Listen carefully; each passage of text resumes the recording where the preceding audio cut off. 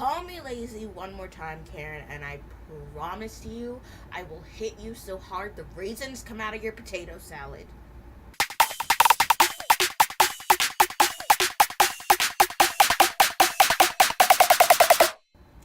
Hey, what's up, you guys? It's your boy Jay. I'm back at you with another video, and today I'm going to be talking about basically my tips for executive dysfunction, or rather, things that I think might help others if they also have executive dysfunction. So, let's start. Alright, so what is executive dysfunction? Um, First, I'm going to give you guys the definition, and then I'll explain a little bit about what it's like to be a person that's dealing with it, and then move into my tips for dealing with it. So, the definition of executive dysfunction, and I got this off of Wikipedia, is in psychology and neuroscience, executive dysfunction or executive function deficit is a disruption to the efficacy of the executive functions, which is a group of cognitive processes that regulate, control, and manage the other cognitive processes. So, in layman's terms, basically, for a person that has executive dysfunction, what will happen is you'll be sitting there and you'll tell your body to do something, and it just doesn't listen to you. Why does it do that? If you give me the answer, I will kiss you on the mouth and call you the Queen of England, okay? But in actuality, it just is something that people with a lot of different mental illnesses deal with on the daily, and it sucks. And it's hard to push yourself through it and to get anything done. And it's hard for neurotypical people to understand that you can't do those things. Why? I couldn't tell you even if I wanted to. Alright, so I put everything into different categories as to like what helps or what you should do like in preparation, or and what you should do in the moment or like in practice. Okay, so let's get into it. So my first tip is to take a multivitamin and to sort your pills out in advance, because on the days that you're like, oh, I should take my meds, but I really would rather die than do that, it kind of just makes it one step easier. So then it's like, oh, I should just take my meds, and then takes meds, instead of, oh, I should take my meds, let me sort out my meds, then take them, And for my multivitamin, I take a one daily. This one is a women's health vitamin, but I just crossed that out because it gives me dysphoria. So, yeah, take one of those every day. Promise you'll get the benefits in the long run. Basically, like, my skin looks better, I feel a little bit better, I'm not as groggy, and, like, multivitamins are not going to solve every problem, but it does help with, like, some superficial things. My second tip is to drink one bottle of water when you wake up. Like, guzzle it down like a frat boy at a party. Like, just take it down, and then do one at night. Because if you're anything like me, remembering to drink water is a nightmare. But having 16.9 times 2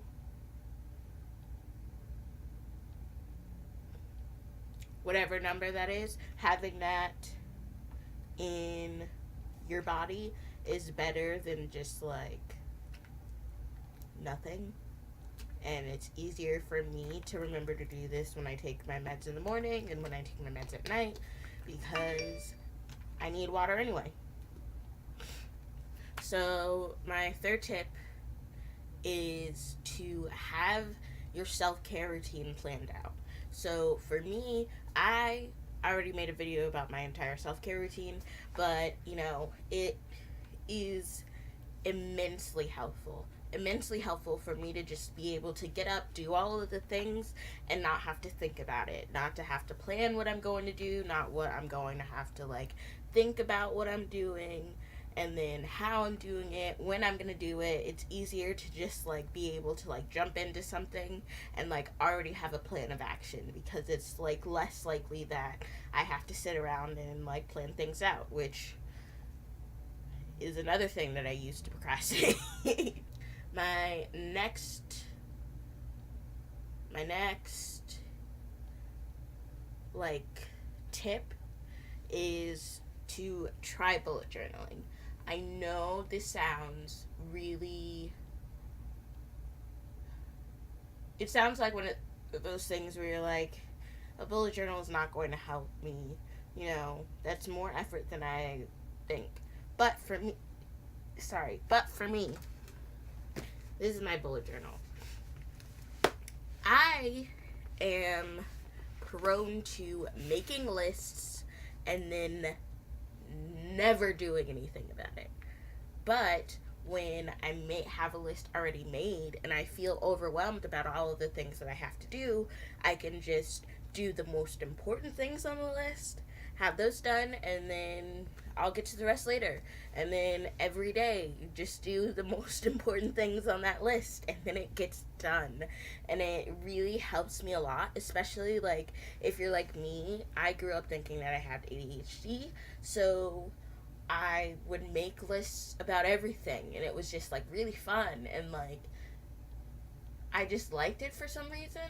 And a lot of people think that like bullet journaling has to be like these really intricate, pretty things, which like is nice, it's pretty, but like just having a place where you can keep all of your lists that you need to do is amazing. And it's helpful when you're like, I feel like I need to do these things, but I have no idea how to start or what to do.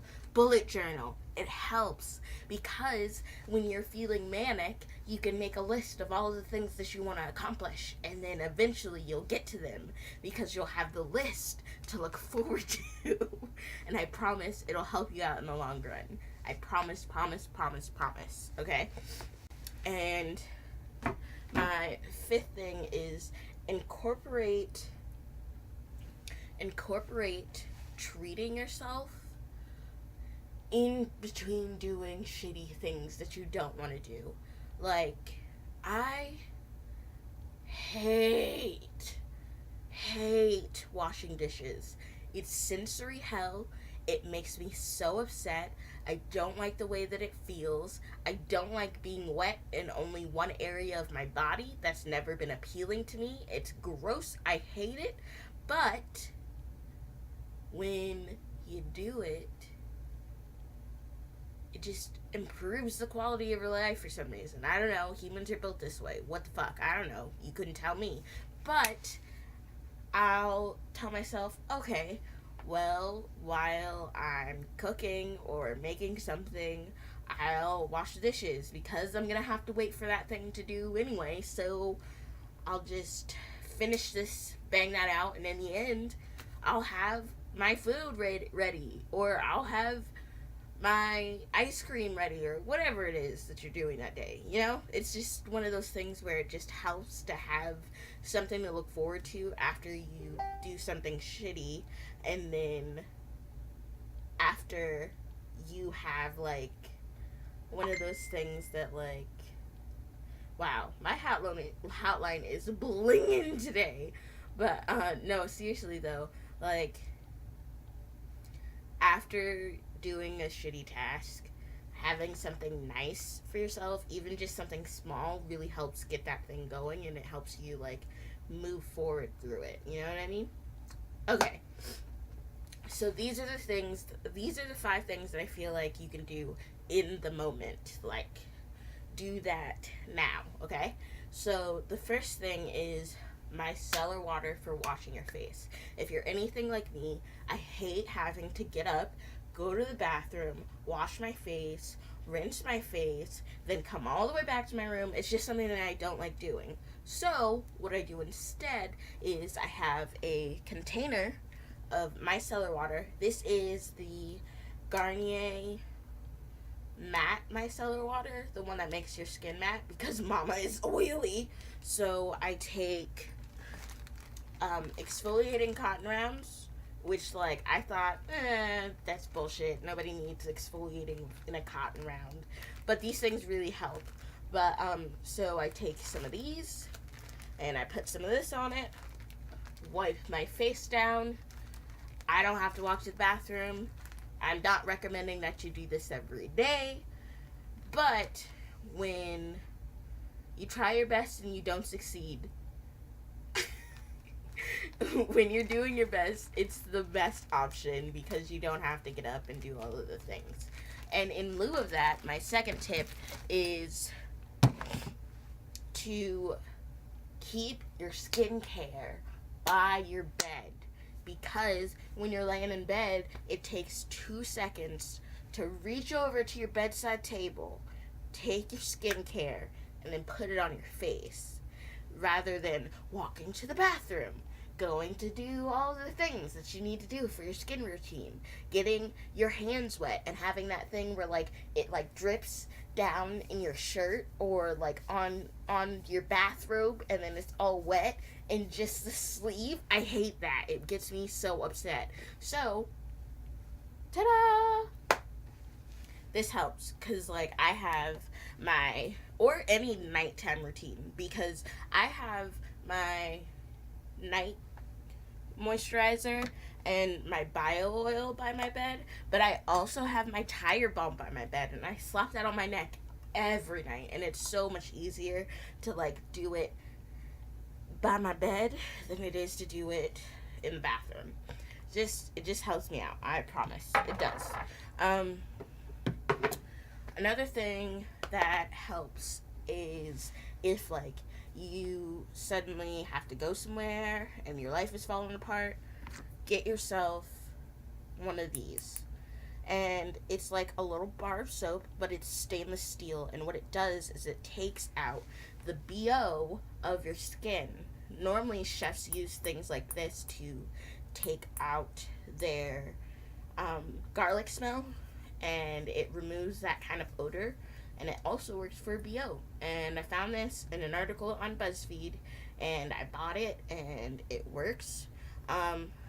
Full discretion though, I only know that this works on little to no hair. Like, it has to have skin to skin contact. So if you do have hair under your underarms, I can't vouch for how much this works, but it works for me, and I suppose, like, if it's a good thing to know, and it's a good thing to have, I guess. And my last tip is satin scarves. So satin scarves are something that is stereotypically black, but honestly, it's something that I feel like if you have executive dysfunction or depression or manic depression, like anything that will make you lay in bed and not want to do anything, not able to take care of your hair, like, having one of these is the best thing you could have, because if you use them correctly, I'll say that, if you use them correctly, it can save you a lot of trouble. So if you have straight hair, well, like me, well, my hair is natural, like, I'm natural, but I normally keep it straight for ease, so that I don't have to do my hair every day. But what I do is I brush my hair, then I wrap it up in the scarf. My hair's already brushed, and then it stays flat to my head, so I don't have to deal with it getting all knotted and tangled. And it's just one of those things where it's super easy. You just take off your scarf, fluff your hair a little bit, and then you can walk out of the door and it looks fine. If you have curly hair, um, if you're putting your hair in a ponytail, I recommend this as well. If you're not, then doing a satin bonnet works as well. They even have it so, like, if you're like laying your edges, they have ones with like extra thick um, elastic parts so that you can like have that flat to your edges, and it helps if you do your edges at night. Um, and honestly, like, if you're having trouble with like keeping your hair together, they really help because you're not having your bare head on a pillowcase, which will catch your hair and makes it frizzy. That's why some people get bedhead. And honestly, like, it just, if you want to like spray some oil in it and then have it like, on at night, most of the oil is getting into your hair instead of onto your pillowcase, because cotton is one of those materials that absorbs things. Also, if you like have like the feeling of like being hot at night, these are wonderful because they keep your hair off your neck and then it's on your head, and like it may take a little bit to get used to, but so does wearing a scrunchie, and people wear those all the time, which is not that great for your hair. This is the pot calling the kettle black because I do that a lot, but it really helps. And it's just one of those things where, like, it's good. It's one of those things that helps me a lot. Let me know what you think of this new camera angle. I'm really liking it. You can sort of see my shirts, which, like, look at this shirt. I love it. Oh my god. It's all the shades of blue in it. Y'all know how I love blue. Okay, alright. But yeah. So, like, subscribe, comment, share with your friends. Let's have a discussion. Do you think Wikipedia's definition of executive dysfunction is bullshit? Because I sort of kind of do. But, yeah, let's talk it out. And hopefully I'll post a video next week or the week after it. Don't judge me. Alright, peace, love, rubber gloves.